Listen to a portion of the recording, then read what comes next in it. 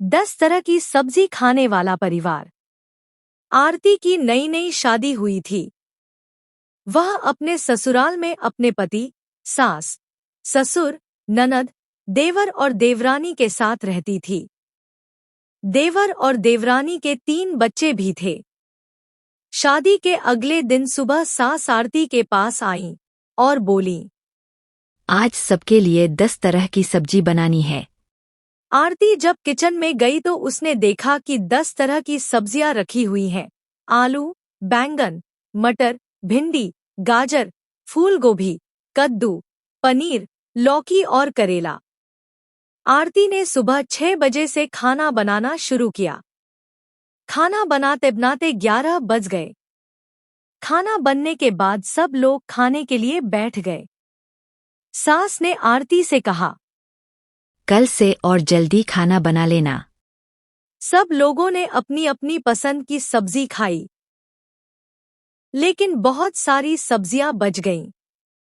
खाने के बाद आरती अपने कमरे में आराम करने चली गई, क्योंकि वह सुबह से काम करते करते बहुत थक गई थी। तभी सास उसके कमरे में आईं और बोली, दोपहर के लिए फिर से 10 तरह की सब्जी बनाओ। यह सुनकर आरती चौंक गई।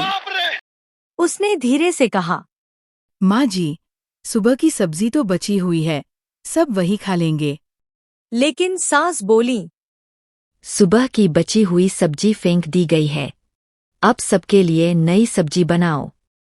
असल में इस परिवार में हर कोई अपनी अपनी पसंद का खाना बनवाकर खाता था। आरती किचन में जा रही थी तभी उसने अपनी ननद को देखा और उससे मदद करने के लिए कहा, लेकिन ननद ने साफ मना कर दिया और बोली, सास जिसको जो काम देती है वह काम उसी को अकेले करना पड़ता है। यह सुनकर आरती चुपचाप किचन में चली गई। किचन में उसने देखा कि फिर से 10 तरह की सब्जियां रखी हुई हैं।